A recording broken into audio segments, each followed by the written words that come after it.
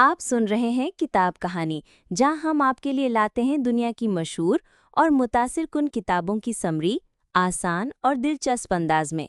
तो आइए शुरू करते हैं आज की समरी। इंट्रोडक्शन।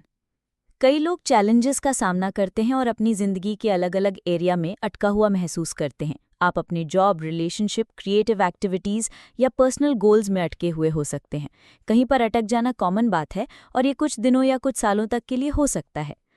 हमें अक्सर सक्सेस की कहानियां ज़्यादा सुनने को मिलती हैं और जिन मुश्किलों का सामना लोगों को करना पड़ता है उसके बारे में कम बात की जाती है। यही वजह है कि हमें ऐसा लगता है कि हमारी ज़िंदगी के मुकाबले में दूसरों की ज़िंदगी में कम रुकावटें हैं, लेकिन ये नज़रिया गलत है। 2020 के शुरुआत में इस बुक के ऑथर एडम ऑल्टर ने ये समझने के लिए एक ऑनलाइन सर्वे किया था कि लोग कैसे अपनी ज़िंदगी में अटका हुआ महसूस करते हैं। इस सर्वे में जवाब देने वाले लोग अलग अलग बैकग्राउंड से थे। इसमें गरीब, अमीर, बेरोजगार और सक्सेसफुल सभी तरह के लोग शामिल थे। इस सर्वे से पता चला कि अटका हुआ महसूस करना एक कॉमन एक्सपीरियंस है, भले वो रिलेशनशिप्स में हो, करियर में हो, हेल्थ गोल्स में हो, फाइनेंशियल सिचुएशन में हो या पर्सनल गोल में हो। लगभग सभी लोगों ने बताया कि हर चीज़ में वो अपनी ज़िंदगी की किसी न किसी पॉइंट पर अटका हुआ महसूस करते हैं। एडम ने यह भी देखा कि कई लोग जिन्होंने इस सर्वे में अपना जवाब दिया था वो अकेलापन या आइसोलेशन यानी दूसरों से अलग थलग होने की फीलिंग को एक्सप्रेस कर रहे थे। उन्हें लगता था कि सिर्फ वही हैं जो जिंदगी में अटका हुआ एक्सपीरियंस कर रहे हैं, जबकि बाकी के लोग प्रोग्रेस कर रहे हैं। अटक जाने की दो मेन टाइप की कैटेगरी बनाई जा सकती है। पहला जो एक्सटर्नल यानी बाहरी फैक्टर्स की वजह से होता है और दूसरा इंटरनल फैक्टर्स जिसकी शुरुआत इंसान के अंदर से ही होती है। बाहरी फैक्टर्स जैसे कि पैंडेमिक के दौरान बंद किए गए बॉर्डर या फाइनेंशियल लिमिटेशन मुश्किल होते हैं और ऐसे मामले बहुत कम ही होते हैं। वहीं इंटरनल रुकावटों में खुद पर डाउट करना, फेलियर से डरना या मोटिवेशन की कमी होना शामिल है। सही तरीके से बचाव करके और सही स्ट्रैटेजीज के जरिए इन्हें ठीक किया जा सकता है। जिंदगी में कहीं अटक जाने के बाद उसका सामना करने के लिए इमोशनल, मेंटल और बिहेवियर से जुड़े टूल्स को एक साथ मिलाना पड़ता है। इस समरी में अटक जाने की फीलिंग से लड़ने के लिए 4 सेक्शन का इस्तेमाल किया गया है। पहले सेक्शन में आप यूनिवर्स का हिस्सा होने के नाते अटके रहने को एक्सेप्ट करना सीखेंगे। दूसरे सेक्शन में आपको बताया जाएगा कि अटका हुआ महसूस करने से आपके ऊपर कैसा इमोशनल असर पड़ता है। तीसरा सेक्शन आपको मेंटली अटक जाने के बारे में समझने में मदद करेगा और आपको बताया जाएगा कि उसका सामना कैसे करना है। आखिर में चौथे सेक्शन में आपको सिखाया जाएगा कि अटक जाने की फीलिंग से लड़ने के लिए आपको कौन से एक्शन लेने चाहिए। अगर छोटे छोटे एक्शन को भी लगातार लिया जाए तो उससे अच्छी खासी प्रोग्रेस हो सकती है। अगर आप अटके हुए हैं तो अकेले नहीं हैं। इस समरी से आप सीखेंगे कि इस मुश्किल सिचुएशन से खुद को आज़ाद कैसे करें और वो सब कुछ कैसे अचीव करें जो आप आज तक नहीं कर पाए हैं। Why getting stuck is inevitable। कहीं पर अटक जाना जिंदगी के सफर का ऐसा हिस्सा है जिसे बचा नहीं जा सकता है। आप लाइफ में अलग अलग पॉइंट्स पर अटक सकते हैं। आप गोल ग्रेडियंट, मिड पॉइंट डिप्स, प्लेटो इफेक्ट और अ 9 एंडिंग क्राइसिस एक्सपीरियंस कर सकते हैं। हम एक एक करके इन सभी कॉन्सेप्ट के बारे में आगे बात करेंगे। पोलियो जैसी बीमारी से लड़ते हुए और कमज़ोर नज़र से परेशान होने के बावजूद क्लार्क हल अपने समय के सबसे जाने-माने साइकोलॉजिस्ट में से एक बन गए थे। उन्होंने अपने करियर के कई साल चूहों में पाए जाने वाले भूल भलैया में दौड़ने के बिहेवियर को स्टडी करने में लगा दिए थे। हल के रिसर्च का फोकस ये समझने पर था कि जानवर कैसे भूल भलैया में अपना रास्ता ढूंढ लेते हैं, खासकर चूहे। इसमें उन्होंने एक पैटर्न ऑब्जर्व किया जिसे गोल ग्रेडियंट इफेक्ट कहते हैं, जिसमें चूहे जब भूल भलैया के आखिर में पहुंच जाते हैं तब वो ज्यादा तेजी से चलने लगते हैं। भले ही कोई भूल भलैया कितना भी मुश्किल क्यों ना हो, लेकिन ये इफेक्ट हमेशा मौजूद होता है। गोल ग्रेडियंट इफेक्ट को इंसान के बिहेवियर में भी देखा गया है। स्टडी से पता चला है कि जब लोग किसी गोल को पाने के नज़दीक होते हैं तब वो सभी एक जैसा पैटर्न दिखाते हैं। एग्जाम्पल के लिए, कॉफ़ी खरीदने वाले एक्सपेरिमेंट में शामिल कस्टमर्स को जब पता था कि उन्हें फ्री में कॉफ़ी मिलने वाला है तब वो कॉफ़ी खरीदने के लिए ज़्यादा मोटिवेटेड थे।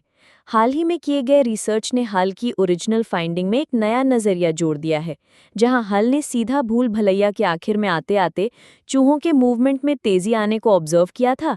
वहीं स्टडीज़ में क्विक स्लो क्विक पैटर्न यानी तेज़ होकर धीरे होना और फिर से तेज़ होने के पैटर्न को देखा गया है।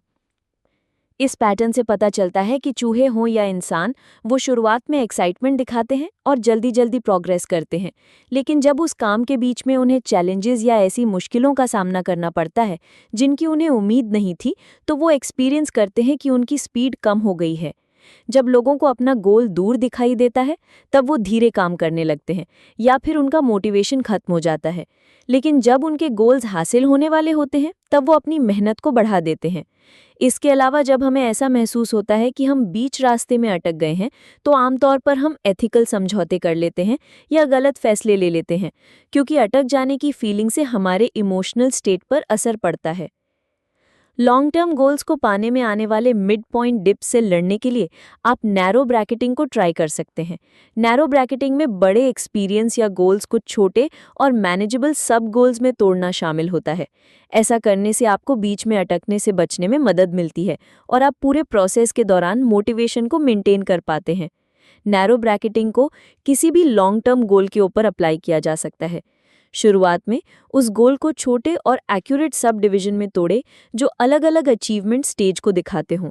एग्जाम्पल के लिए मान लीजिए कि अगर आपका गोल किसी नापसंद जॉब को छोड़कर अपने पसंद की जॉब करने का है, तो आप इस प्रोसेस को छोटे छोटे स्टेप्स में तोड़ सकते हैं। आप ऑल्टरनेटिव जॉब्स के लिए रिसर्च कर सकते हैं, उनके फायदे और नुकसान को इवैल्यूएट कर सकते हैं, जो जॉब्स आपको पसंद हैं उनकी एक विश लिस्ट बना सकते हैं और आखिर में इन जॉब्स के लिए अप्लाई कर सकते हैं। हर स्टेप एक प्रोग्रेस पॉइंट को दिखाता है, जिसे पूरा करने के बाद आप छोटे छोटे रिवॉर्ड यानी इनाम के साथ इसे सेलिब्रेट कर सकते हैं, जैसे कि एक कप केक या एक आइस्ड कॉफ़ी। गोल्ड ग्रेडियंट्स और मिड पॉइंट डिप्स के अलावा प्लेटो इफेक्ट भी हमारे मेंटल और फिजिकल एक्टिविटीज़ पर असर डालते हैं। साइकोलॉजिस्ट हर्मन एबिंगहाउस के चीज़ों को याद करने के ऊपर किए गए रिसर्च ने प्लेटो को समझने का फाउंडेशन रखा था। ये समझने के लिए कि लोग क्यों अटक जाते हैं और इसका सामना कैसे करना है, इसके लिए ये ज़रूरी है कि आप इस बात को समझें कि सबसे असरदार स्ट्रैटेजी को भी बार बार रिवाइज करना पड़ता है। जब आप वेट कम करने, मसल बनाने या कोई लैंग्वेज सीखने जैसे गोल्स को फॉलो कर रहे होते हैं, तो सेम रूटीन या टेक्निक को फॉलो करते रहने से प्लेटो बन सकता है। ऐसा इसलिए होता है क्योंकि हमारी बॉडी और माइंड जाने पहचाने स्टिम्युलाई के मुताबिक ढल जाता है, जिससे समय के साथ प्रोग्रेस कम होने लगती है। एग्जाम्पल के लिए हमारे मसल्स को सिर्फ चुनिंदा एक्सरसाइज की आदत लग जाती है और हमारी बॉडी कम कैलोरी लेने के मुताबिक एडजस्ट कर लेती है, जिससे मेटाबॉलिज्म और वेट कम होने की स्पीड कम हो जाती है। प्लेटो बनने के दो बड़ा कारण हैं।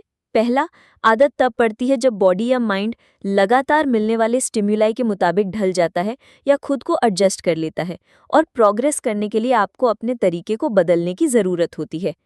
दूसरा, हमारी आदत होती है कि हम लॉन्ग टर्म तक असरदार तरीके से काम करने के बजाय तुरंत रिजल्ट पाने को प्रायोरिटी देते हैं, और इसी वजह से प्लेटो बनता है। एग्जाम्पल के लिए, लॉन्ग टर्म तक चलने वाले सोल्यूशन के बजाय तुरंत काम आने वाले लेकिन कम असरदार सोल्यूशन को चुनने से प्रोग्रेस में रुकावट आ सकती है।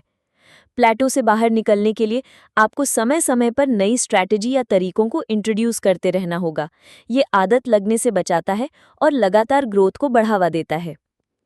आखिर में 9 एंडिंग क्राइसिस का मतलब एक ऐसी घटना है जिसमें लोग जब उस उम्र में पहुंचते हैं जो 9 पर खत्म होता है, जैसे कि 29, तब वो एक्सपीरियंस करते हैं कि उन्हें अपनी ज़िंदगी की कुछ ज़्यादा ही फिक्र होने लगती है। इस क्राइसिस की वजह से अक्सर लोग खुद से सवाल पूछने लगते हैं कि आखिर उनकी ज़िंदगी का मतलब क्या है, और इस वजह से कुछ लोग खुद को बर्बाद करने वाले बिहेवियर भी कर सकते हैं। स्टडीज़ में देखा गया है कि जब लोग इन 9 एंडिंग वाले उम्र पर पहुंचते हैं, तब वो सिर्फ कुछ समय की खुशी के बजाय लॉन्ग टर्म हेल्थ और ठीक से रहने पर ज़्यादा फोकस करते हैं। इस पैटर्न को समझने से आपको मेंटल परेशानियों से बचने में मदद मिलती है।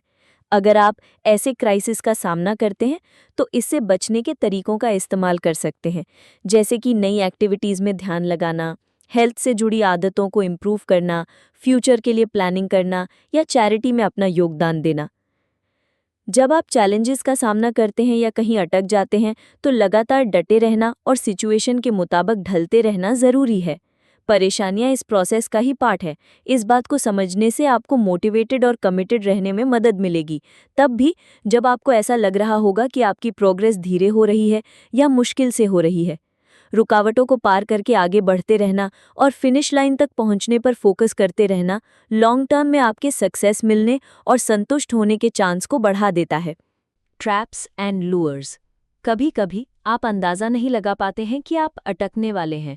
हो सकता है कि हम किसी दिखाई न देने वाले जाल में फंस जाएं, जिसकी वजह से जब तक हम अटक न जाएं तब तक हमें ऐसा लगता रहे कि कोई भी प्रॉब्लम नहीं है।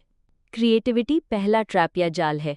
ओरिजिनल होना अच्छा माना जाता है, लेकिन अगर इस पर ध्यान न दिया जाए तो ये एक जाल बन सकता है। प्रॉब्लम ये है कि आपको एहसास ही नहीं होता है कि आप इसमें उलझ चुके हैं। एक्सटर्नल फीडबैक या गहराई से सोचे बिना हो सकता है कि आपको पता ही ना चले कि आपके अंदर ओरिजिनलिटी की कमी है। इस जाल से बचने के लिए ज़रूरी है कि आप अपनी स्पीड को थोड़ा कम करें और अपने आइडियाज़ और फैसलों को एनालाइज करें। हर फैसले के बारे में बार बार सवाल करने से और सोचने समझने से आपको नए और यूनिक कॉन्सेप्ट को डिस्कवर करने में मदद मिलती है। एग्जाम्पल के लिए, जो पेरेंट्स अपने बच्चे का नाम रखने के लिए सोच रहे हैं, वो ज़्यादा पॉपुलर नाम रखने से बचने के लिए अभी के नाम वाले ट्रेंड के बारे में रिसर्च कर सकते हैं। अगर आप कुछ नया बनाना चाहते हैं तो आपको ब्रेनस्टॉर्मिंग यानी दिमाग के घोड़े दौड़ाने में ज़्यादा समय देना चाहिए। घिसे पिटे या कॉमन थीम्स को रिपीट करने से बचने के लिए आपके जॉनर में पहले से जितने भी काम मौजूद हैं उनके बारे में अच्छे से रिसर्च करें। इस बात को समझें कि सबसे अच्छा आउटपुट प्रोड्यूस करने के लिए असल में क्रिएटिविटी में बहुत मेहनत लगती है। अगला जाल है मिसकम्युनिकेशन, यानी कम्युनिकेशन में होने वाली गलती। ये अगर कोई प्रॉब्लम होगी भी तो छोटी होगी वाले जाल में से एक है। मिसकम्युनिकेशन दो तरह का होता है। पहला, जिसमें आपको बातचीत के बीच आने वाली कमी के बारे में पता होता है, जैसे कि कोई दूसरी भाषा बोलना, और दूसरा जिसमें आपको पता ही नहीं होता है कि वो बातचीत फेल हो चुकी है, जिसकी वजह से आप खतरनाक सूडो इंटेलिजिबिलिटी ट्रैप में उलझ सकते हैं। सूडो इंटेलिजिबिलिटी ट्रैप तब होता है जब आपको लगता है कि आपने परफेक्टली कम्युनिकेट किया है, लेकिन असल में इसमें बहुत बड़ी गलतफहमी हो गई होती है। मैथ्यू फ्रे, जो रिलेशनशिप कोच हैं, वो मिसकम्युनिकेशन के खतरों के बारे में बताते हैं। उन्होंने देखा है कि कपल्स के बीच में होने वाले छोटे मोटे झगड़े, जैसे कि कप को बेसिन के बाहर छोड़ देना, अगर इन पर ध्यान न दिया जाए तो समय के साथ इनकी वजह से रिलेशनशिप में विश्वास, इज्जत और प्यार पर असर पड़ सकता है। शुरुआत में फ्रे ने इस बात को नज़रअंदाज कर दिया कि एक कप को धोकर न रखने का कोई गहरा मतलब हो सकता है क्या। ये दिखाता है कि उनके अंदर अपने पार्टनर की फीलिंग्स और ज़रूरतों को समझने की कमी थी। छोटी छोटी प्रॉब्लम्स को बेकार समझकर अनदेखा कर देने में खतरा ये है कि हो सकता है कि ये किसी छुपे हुए बड़े प्रॉब्लम के सिम्टम हों। फ्रे को एहसास हुआ कि उनके छोटे छोटे एक्शंस की वजह से उनके रिलेशनशिप पर बहुत बड़ा असर पड़ा था, और अब वो किसी भी प्रॉब्लम के बड़ा होने से पहले उस पर ध्यान देने लगे थे। रिलेशनशिप और ज़िंदगी के दूसरे एरिया में जो छोटी छोटी प्रॉब्लम्स मौजूद होती हैं, वो विश्वास और इज्जत जैसी इम्पॉर्टेंट चीज़ों को धीरे धीरे कमज़ोर कर सकती हैं। हेल्दी और संतुष्टि से भरे रिलेशनशिप को मेंटेन करने के लिए ये ज़रूरी है कि आप इन प्रॉब्लम्स को पहचानें और उन्हें ठीक करने के लिए कोई कदम उठाएं। प्रिवेंटिव मेंटेनेंस, यानी इससे बचने का माइंडसेट अपनाने से छोटी छोटी प्रॉब्लम्स के बड़ा बनने से पहले उन्हें पहचानने में और उनके बारे में बात करने में मदद मिलती है। एग्जाम्पल के लिए, रेगुलर फाइनेंशियल ऑडिट करने, इक्विपमेंट्स को चेक करते रहने और एम्प्लॉयज़ से फीडबैक लेने के सेशन से आपको बड़े फाइनेंशियल नुकसान, काम में आने वाली रुकावटें और मोराल यानी मनोबल में आने वाली दिक्कतों को कम करने में मदद मिलती है। पर्सनल लाइफ में प्रिवेंटिव मेंटेनेंस में रेगुलर हेल्थ चेकअप, लोन लेने से बचने के लिए फाइनेंशियल प्लानिंग और रिलेशनशिप में आने वाली छोटी मोटी दिक्कतों को सुलझाने के लिए बातचीत करना शामिल है। इसके लिए आपको एक्टिव रहना होगा, आगे जो दिक्कतें आ सकती हैं उनका अंदाज़ा लगाना होगा, और छोटे मोटे खतरे बड़ी दिक्कतों में बदल जाएं उससे पहले उन्हें दूर करने के लिए एक्शन लेना होगा। लॉन्ग टर्म के लिए देखा जाए तो प्रिवेंटिव मेंटेनेंस किसी बड़ी मुसीबत से बचाता है और समय, रिसोर्सेज और स्ट्रेस की बचत करता है। इसमें लगातार इमरजेंसी आने पर रिएक्ट करने के बजाय प्रॉब्लम से आगे रहना शामिल है। दिक्कतों के आने पर इंटेलेक्चुअल रिस्पॉन्स को मैनेज करना इसी इक्वेशन का पार्ट है। जब बात आपको रोकने वाले पॉइंट्स की और बाहर उभर कर आने की होती है तो इमोशनल मैनेजमेंट भी उतना ही ज़रूरी है।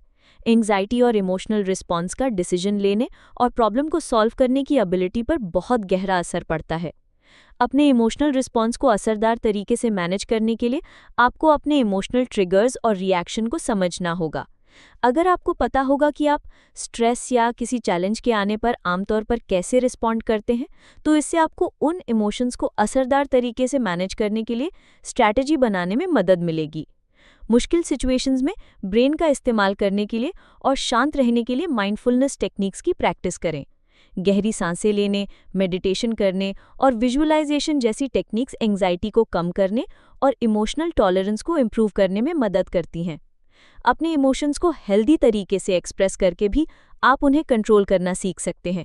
इसमें किसी भरोसेमंद दोस्त से बात करना, जर्नल लिखना या ऐसी एक्टिविटीज़ में भाग लेना शामिल है जो इमोशंस को बाहर निकालने में मदद करती हैं। नेगेटिव इमोशंस के बारे में सोचने पर फोकस ना करके उस प्रॉब्लम को सॉल्व करने के तरीकों को ढूंढने पर फोकस करें। इमोशंस का भार लेकर चलने के बजाय अपनी एनर्जी को उस प्रॉब्लम को सॉल्व करने और उसके बारे में कुछ करने के लिए प्रैक्टिकल स्टेप्स लेने में लगाएं। जब आप चैलेंजिंग इमोशन से डील कर रहे हों तो दूसरों से मदद मांगने में हिचकिचाएं नहीं। भले ही किसी मेंटर से बात करना हो, काउंसलर से या किसी सपोर्टिव दोस्त या परिवार के सदस्य से। सपोर्ट नेटवर्क होने से आपको ज़्यादा समझदार नज़रिया और गाइडेंस मिल सकती है। प्रिवेंटिव मेंटेनेंस और इमोशनल मैनेजमेंट टेक्निक्स जैसे इंटेलेक्चुअल स्ट्रैटेजीज को साथ मिलाने से प्रॉब्लम से और आपको रोकने वाले पॉइंट से डील करने के लिए आपको ज़्यादा इफेक्टिव तरीका मिलता है। ये बैलेंस्ड तरीका जिंदगी में चैलेंजेस का सामना करते वक्त आपकी ताकत और फैसले लेने की एबिलिटी को इम्प्रूव कर सकता है। Failing will. एंग्जाइटी हमारी प्रोडक्टिविटी, सक्सेस और पूरी की पूरी पर्सनैलिटी पर असर करता है। एंग्जाइटी एक अच्छा वार्निंग सिस्टम भी बन सकता है जो आगे जो प्रॉब्लम या मुसीबतें आ सकती हैं उनके बारे में हमें अलर्ट कर सकता है। लेकिन जब ये ज़रूरत से ज़्यादा हो जाता है तो ये हमारी मदद करने के बजाय हमें परेशान करने लगता है।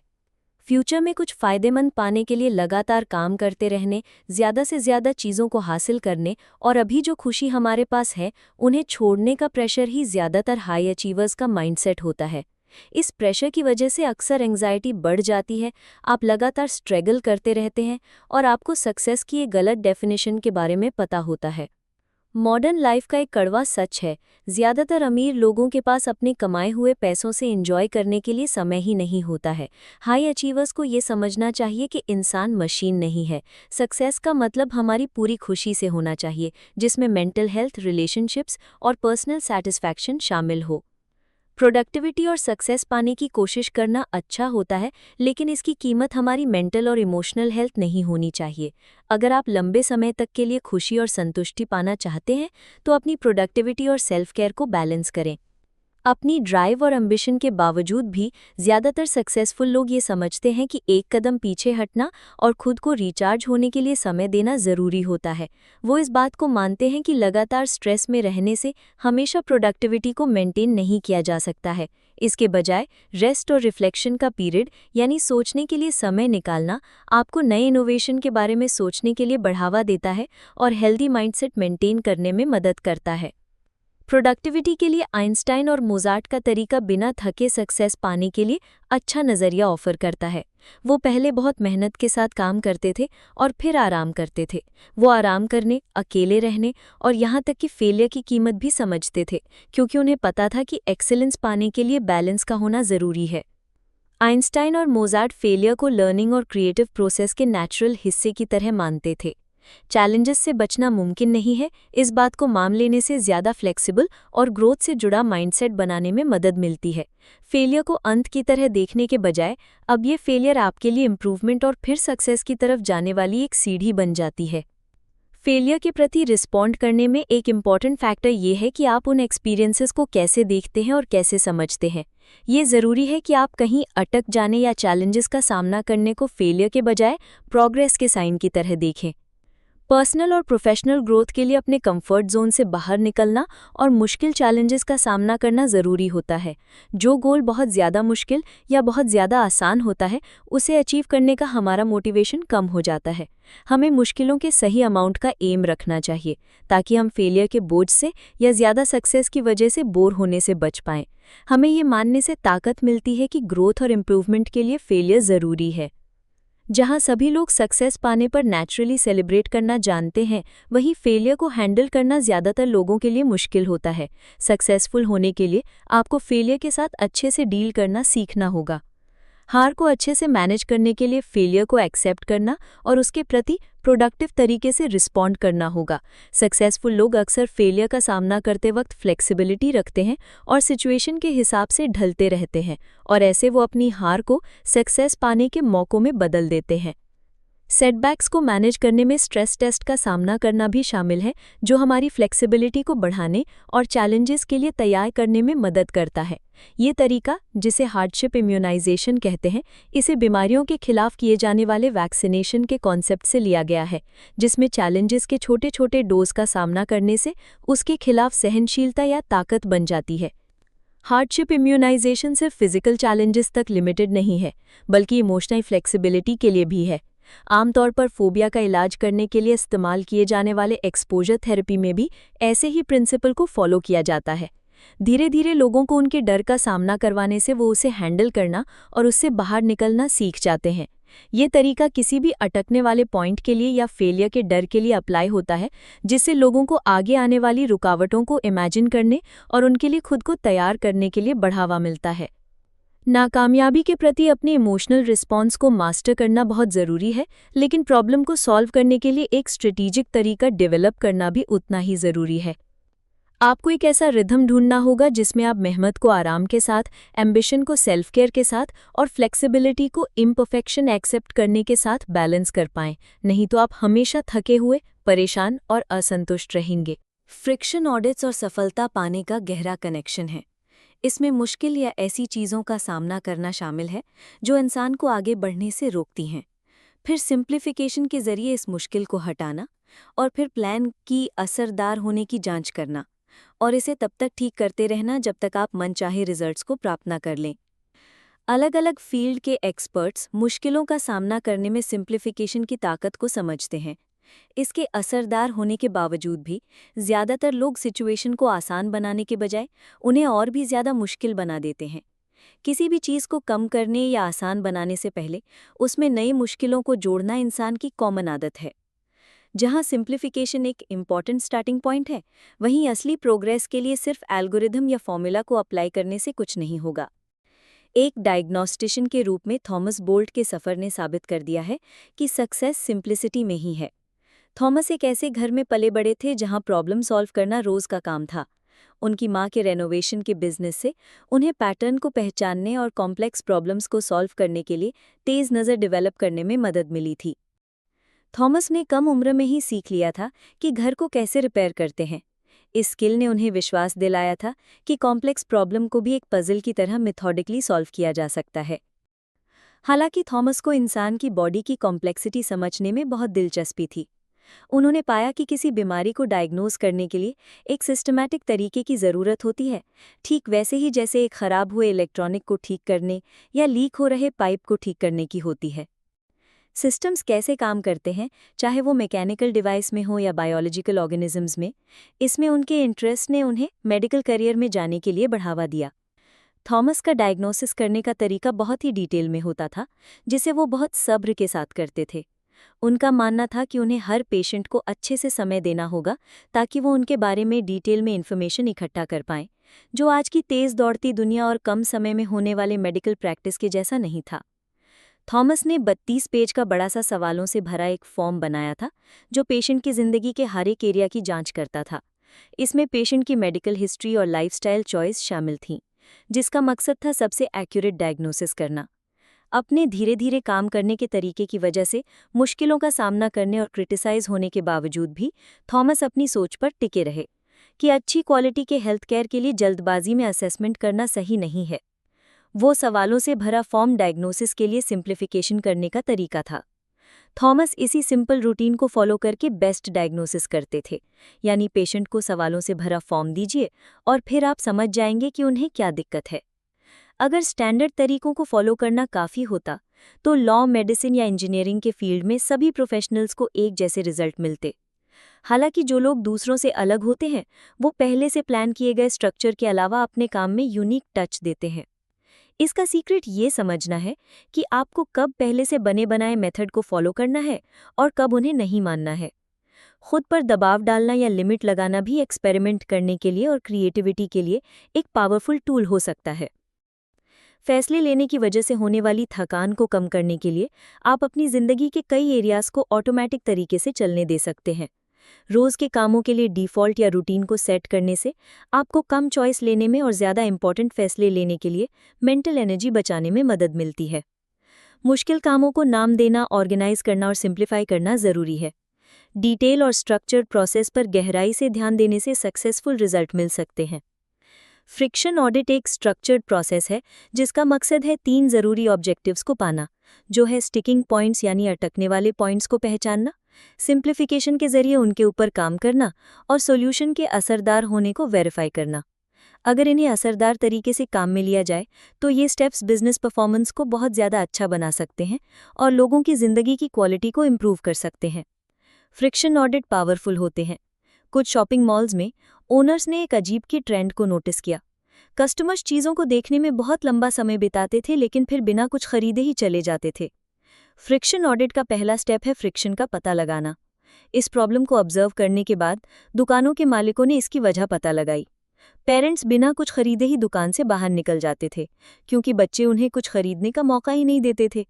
शुरुआत में बच्चे एक्साइटेड होते थे लेकिन फिर वो बोर हो जाते थे और वहां से बाहर निकलना चाहते थे। अगले स्टेप में एक सॉल्यूशन तैयार करना शामिल है।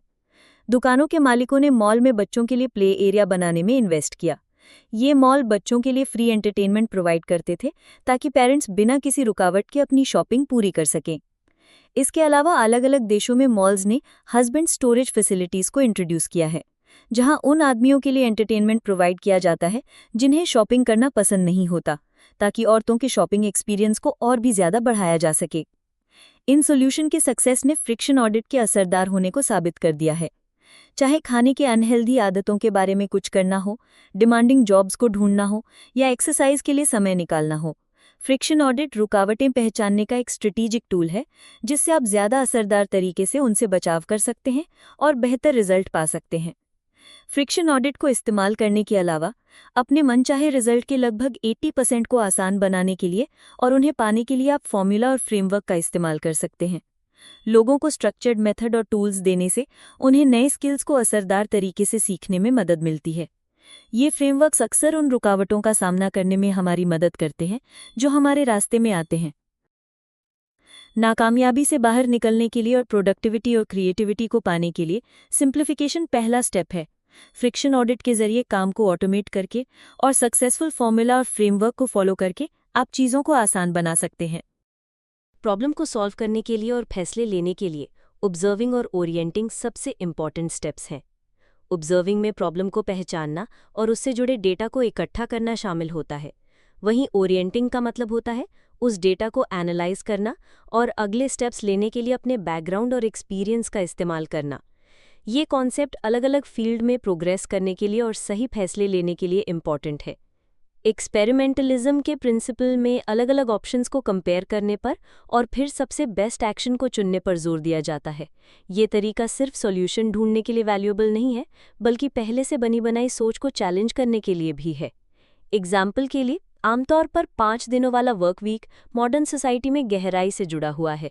फिर भी ऐसी कोई वजह नहीं है कि इसे चेंज नहीं किया जाना चाहिए। सोसाइटी और टेक्नोलॉजी में बड़े बड़े बदलाव आने के बावजूद भी हम उसी सेम शेड्यूल को क्यों फॉलो करते रहे हैं? अलग अलग तरीकों को टेस्ट करके और पहले से चलते आ रहे प्रैक्टिसेस पर सवाल उठाकर नॉर्म्स को चैलेंज करने के लिए एक्सपेरिमेंटलिज्म हमें बढ़ावा देता है। डेटा इकट्ठा करने से और अलग अलग वर्क स्ट्रक्चर के साथ एक्सपेरिमेंट करने से हमें उन नए मौक़ों को एक्सप्लोर करने में मदद मिलती है जो मॉडर्न लाइफस्टाइल और प्रोडक्टिविटी की ज़रूरतों के लिए बेहतर तरीके से सूट करते हैं। एक्सपेरिमेंटेशन 2 तरीके के हो सकते हैं। पहला टारगेटेड प्रॉब्लम सॉल्विंग और दूसरा लाइफ के बारे में ज़्यादा और लगातार जानते रहने की इच्छा। कुछ लोग पहले वाले में अच्छे होते हैं, वो स्पेसिफिक चैलेंज पर फोकस करते हैं और उसके लिए जो सॉल्यूशन मुमकिन है उन्हें कंपेयर करते हैं। वहीं जो लोग ऐसा माइंडसेट अपना लेते हैं जिसमें सब कुछ जानने की इच्छा होती है, वो ज़िंदगी को हमेशा चलते रहने के एक एक्सपेरिमेंट की तरह ट्रीट करते हैं। वो लगातार नॉर्म्स पर सवाल उठाते रहते हैं और नए आइडियाज़ को एक्सप्लोर करते रहते हैं। ये तरीका कहीं अटक जाने के चांस को कम कर देता है और ऐसी सक्सेस मिलने के चांस को बढ़ा देता है जिसकी आपने उम्मीद भी नहीं की होती है। एग्जाम्पल के लिए, बच्चों में नेचुरली सब कुछ जानने की इच्छा होती है। बचपन में हम हर रोज़ हज़ारों सवाल पूछते हैं, लेकिन बड़े होने के बाद अक्सर हम उस जानने की इच्छा को खो देते हैं। सब कुछ जानने की इच्छा रखने की प्रैक्टिस को डेवलप करने में हम जिन चीज़ों को आमतौर पर हल्के में लेते हैं उनके बारे में लगातार सवाल पूछना शामिल होता है। जानने की इच्छा को बढ़ाने में दूसरा पहलू है सर्च करने के बजाय ब्राउज करना। सर्च करने में एक क्लियर गोल शामिल होता है, जिसकी वजह से हमें मिलने वाले नए आइडियाज़ लिमिटेड हो जाते हैं। वहीं दूसरी तरफ ब्राउज करना हमें अपने पुराने इंटरेस्ट से आगे बढ़कर सोचने के लिए बढ़ावा देता है।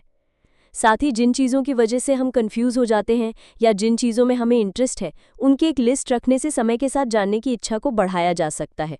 इसमें वो वर्ड्स, देश या कॉन्सेप्ट शामिल हो सकते हैं जिनके बारे में आपको पता नहीं है।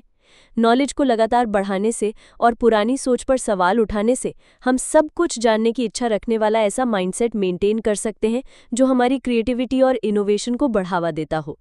जानने की इच्छा रुकावटों को पार करने में एक इम्पॉर्टेंट रोल निभाती है, क्योंकि ये आइडियाज़ को लिंक करने यानी जोड़ने पर काम करती है। इस कॉन्सेप्ट में एक आइडिया से दूसरे आइडिया की तरफ बढ़ते रहना शामिल है, जिससे एक दूसरे से जुड़े हुए कॉन्सेप्ट का एक बड़ा नेटवर्क बन जाता है। आइडियाज़ को लिंक करना हिस्टोरिकल इनोवेटर्स तक लिमिटेड नहीं है। खास तौर पर जब आप कहीं अटक गए हों तो हालातों को सवाल करके और नए मेथड ढूंढकर कोई भी इस तरीके को अपना सकता है। एक्सपेरिमेंटेशन इस प्रोसेस का सबसे इम्पॉर्टेंट हिस्सा है, लेकिन ज़रूरी नहीं है कि ये मुश्किल ही हो या इसमें ज़्यादा खर्च लगे। दिन में आप उस काम को कब करते हैं, उस टाइम को बदलने और इंटरैक्शन में अलग अलग माइंडसेट रखने जैसे सिंपल एडजस्टमेंट करने से आपको एक वैल्यूबल नज़रिया मिल सकता है। लेकिन एक्सपेरिमेंटेशन सिर्फ पहला स्टेप है। धीरे धीरे आपको उस सबसे असरदार तरीके का इस्तेमाल करने के लिए कमिट करना होगा जो आपको आपके एक्सपेरिमेंट से मिलेगा। एक्सपेरिमेंटेशन से इम्प्लीमेंटेशन की तरफ बढ़ने का ये ट्रांजिशन बहुत ज़रूरी है। एग्जाम्पल के लिए स्विमर डेव बर्कऑफ को देखें, जिन्होंने अगर नए मेथड्स को ट्राई नहीं किया होता तो शायद वो ओलंपिक्स में सक्सेस हासिल नहीं कर सकते थे। उन्होंने अलग अलग स्विमिंग टेक्निक्स के साथ एक्सपेरिमेंट करने से ट्रांजिशन करके लंबे समय तक पानी के अंदर रहकर स्विमिंग करने की स्ट्रैटेजी को इम्प्लीमेंट किया था। डेव ने पक्का इरादा और इनोवेशन दिखाया और आखिर में उन्होंने स्विमिंग के स्पोर्ट को ही बदल दिया। ज़्यादातर टॉप स्विमर्स के फिजिकल प्रोफाइल में फिट ना हो पाने के बावजूद भी डेव के एम्बिशन और जानने की इच्छा की वजह से वो बैकस्ट्रोक स्विमिंग टेक्निक में रेवोल्यूशन ला पाए। इससे उन्हें पहचान मिली और कम्पिटिटिव स्विमिंग के रूल्स में भी बदलाव आ गए। एलीट मेल स्विमर्स आमतौर पर लंबे चौड़े कंधों वाले और मुश्किल ट्रेनिंग शेड्यूल्स के प्रति डेडिकेटेड रहने वाले होते हैं। डेव उनसे अलग थे। उनकी कदकाठी छोटी थी और शुरुआत में उन्हें स्विमिंग प्रैक्टिस करना पसंद नहीं था। इस कॉन्ट्रास्ट की वजह से डेव को उनसे बहुत अलग फिजिकल शेप वाले एथलीट द्वारा डोमिनेट किए जाने वाले इस स्पोर्ट में अच्छा परफॉर्म करने का तरीका ढूंढने के लिए बढ़ावा मिला। जब डेव हार्वर्ड में थे तब कोई उनके स्विमिंग स्किल्स पर ध्यान नहीं देता था, लेकिन उन्होंने तय कर लिया था कि उन्हें यूएस ओलंपिक के बैकस्ट्रोक स्क्वाड में पहुंचना ही है। उन्होंने इमोशनल और मेंटल रुकावटों का सामना किया और फिजिकल लिमिटेशन का भी। हालांकि पहले से चलती आ रही टेक्निक पर सवाल करने और नए तरीकों के साथ एक्सपेरिमेंट करने की डेव की इच्छा ही उनकी सबसे बड़ी ताकत बन गई। अपने कोच जो बर्नल के साथ कोलैबोरेट करके डेव ने अपने बैकस्ट्रोक टेक्निक को रिफाइन करने पर फोकस किया। खास तौर पर उन्होंने रेस के दौरान लंबे समय तक पानी के अंदर रहने की स्ट्रैटेजी पर जोर दिया। इस इनोवेटिव तरीके में पानी के अंदर डॉल्फिन किक करते समय तुरंत ऊपर आने की इच्छा को रोकने के लिए उनकी बॉडी को ट्रेन करना शामिल था। इस टेक्निक ने डेव के परफॉर्मेंस को बहुत इंप्रूव कर दिया था। इसकी वजह से उन्होंने रिकॉर्ड तोड़ अचीवमेंट हासिल किए और कम्पिटिटिव बैकस्ट्रोक स्विमिंग में रेवोल्यूशन ले आए। डेव का मानना था कि इनोवेशन और एक्सपेरिमेंटेशन को सेलिब्रेट किया जाना चाहिए। उन्होंने नॉर्म्स को चैलेंज किया था और वो नए आइडियाज़ और टेक्निक सीखने के लिए हमेशा तैयार रहते थे। जानने की इच्छा और एक्सपेरिमेंटेशन नए आइडियाज़ और सॉल्यूशन को ढूंढने के लिए ज़रूरी होते हैं। अपने आइडियाज़ को रिजल्ट और सक्सेस में बदलने के लिए इम्प्लीमेंटेशन भी उतना ही ज़रूरी है। एक्शन बहुत पावरफुल होते हैं। वो हमें तुरंत क्रिएटिव ब्लॉक्स को दूर करने में मदद करते हैं। हम अपने बारे में कैसे सोचते हैं इस पर असर डालते हैं और हम जहाँ अटके हुए हैं वहाँ से निकलने में हमारा साथ देते हैं। हम जहाँ अटके हुए हैं वहाँ से निकलने में एक्शन का बहुत इम्पॉर्टेंट रोल होता है। ये तुरंत चैलेंजेस को सॉल्व करने पर ध्यान देते हैं, खुद को लेकर हमारा जो नज़रिया है उसे शेप करते हैं, प्रोडक्टिव आदतें बनाते हैं और क्रिएटिव थिंकिंग को बढ़ावा देते हैं। मैं दौड़ने जाता हूँ ऐसा कभी कभार बोलने से बदलकर मैं एक रनर हूँ इस बात को अपनी रोज़ की एक्टिविटी बनाएं। आप एक रनर हैं ये कहना उस एक्शन से आपके गहरे कनेक्शन को दिखाता है। जब दौड़ना आपकी पहचान का एक हिस्सा बन जाता है तो खुद को लेकर आपका नज़रिया बदल जाता है। साइकोलॉजिस्ट ने इस फिनोमेना के बारे में बहुत स्टडी की है। उन्होंने साबित कर दिया है कि किसी स्पेसिफिक एक्शन से जुड़े लेबल या आइडेंटिटी यानी पहचान को अपनाने से उस एक्शन को लगातार करते रहने का चांस बढ़ जाता है।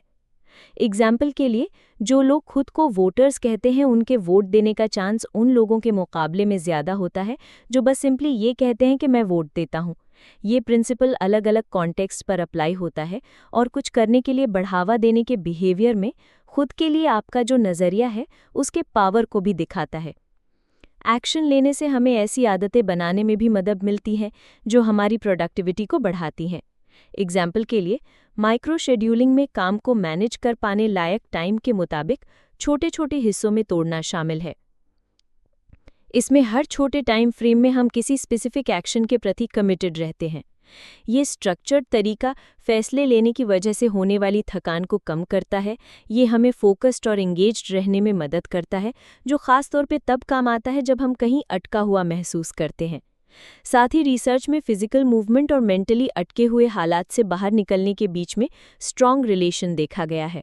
वॉक करना, डांस करना या रिदमिक मूवमेंट करना क्रिएटिविटी और प्रॉब्लम को सॉल्व करने की एबिलिटी को बहुत ज़्यादा बढ़ा सकता है। ये मूवमेंट ऐसे बदलाव लाते हैं जो पैटर्न्स को तोड़ते हैं, जो अटका हुआ महसूस करने से जुड़े हुए हैं। ये डाइवर्जेंट थिंकिंग को बढ़ावा देते हैं, जिसका मतलब है कई सारे सॉल्यूशन और नज़रिए को एक्सप्लोर करना। म्यूजिशियन पॉल साइमन का किसी अटके हुए हालात से बाहर निकलने का एक्सपीरियंस क्रिएटिव ब्लॉक्स का सामना करने में एक्शन की पावर को दिखाता है। एक टॉक शो के गेस्ट के होने के तौर पर वो शुरुआत में अनकंफर्टेबल फील करते थे, लेकिन गिटार बजाने के बाद उनका बिहेवियर बदल जाता था। इस बदलाव को सभी लोगों ने नोटिस किया। जब वो म्यूजिक बजाना शुरू करते थे तो साइमन पहले से ज़्यादा रिलैक्स्ड और चार्मिंग हो जाते थे। हमारे एक्शन बताते हैं कि हम कैसा महसूस कर रहे हैं। साइकोलॉजिकल नज़रिया इस कॉन्सेप्ट को सपोर्ट करता है, जैसे कि ये आइडिया कि स्माइल करने से आपको ज़्यादा खुश महसूस होता है। ठीक वैसे ही गिटार बजाने जैसे क्रिएटिव एक्शन की वजह से सक्सेस मिल सकती है और आइडेंटिटी में बदलाव आ सकते हैं। इसके अलावा एक्शन ऐसी आदतों को बनाने के लिए ज़रूरी है जो लंबे समय तक अटकने से बचाते हैं। लगातार क्रिएटिव एक्टिविटीज़ को प्रैक्टिस करते रहने से प्रोडक्टिव बिहेवियर की आदत लग जाती है और क्रिएटिव ब्लॉक्स का सामना करने के चांस कम हो जाते हैं। साइमन के केस में गिटार बजाने की उनकी आदत ने स्पेसिफिक क्रिएटिव चैलेंज का सामना करने में उनकी मदद की और उनके पूरे क्रिएटिव रिजल्ट्स और सक्सेस में भी योगदान दिया। क्रिएटिव माइंडसेट बनाने के लिए और समय के साथ क्रिएटिव प्रोडक्टिविटी को बनाए रखने के लिए भी एक्शन लेना अच्छी स्ट्रैटेजी हो सकती है। क्रिएटिव कामों में क्वांटिटी की वजह से अक्सर क्वालिटी बेहतर हो जाती है। आप जितना ज़्यादा एक्शन लेंगे, भले ही वो नए आइडियाज़ बनाने में हो या सोल्यूशन को इम्प्लीमेंट करने में, तो सच में कुछ इनोवेटिव और इफेक्टिव करने का आपका चांस बढ़ जाएगा। सॉन्ग राइटर जेफ ट्वीडी का मानना है कि इम्परफेक्शन की कद्र करनी चाहिए और खुलकर आइडियाज़ को जेनरेट करना चाहिए, वो भी बिना खुद को जज किए। एक्सपेरिमेंट करने की ये इच्छा की वजह से आखिरकार वैल्यूएबल नॉलेज और अच्छी प्रोग्रेस देखने को मिल सकती है, भले ही इसका मतलब गलतियां करना ही क्यों ना हो। एक्शन लेने का मतलब है लर्निंग के प्रोसेस के लिए तैयार रहना और ये समझना कि फेलियर या गलत होना अक्सर सक्सेस के रास्ते आने वाली सीढ़ी होती है। कहीं अटक जाने की प्रॉब्लम के लिए लर्निंग खुद ही एक पावरफुल सॉल्यूशन है। अपने नॉलेज, स्किल्स और नज़रिए को लगातार बढ़ाते रहने से आप अपने प्रॉब्लम को सॉल्व करने की एबिलिटी को बेहतर कर लेते हैं और चैलेंजेस का सामना करने के लिए ज़्यादा अच्छी तरह से ढल जाते हैं।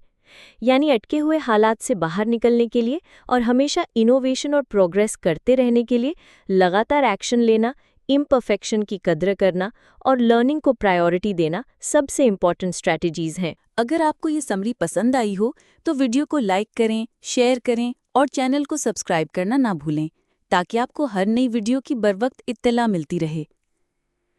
आप नीचे कमेंट्स में हमें ये भी बता सकते हैं कि अगली वीडियो में आप किस किताब की समरी सुनना चाहते हैं। इल्म बांटिए, सोच बदलिए। अगली वीडियो तक के लिए इजाज़त दीजिए।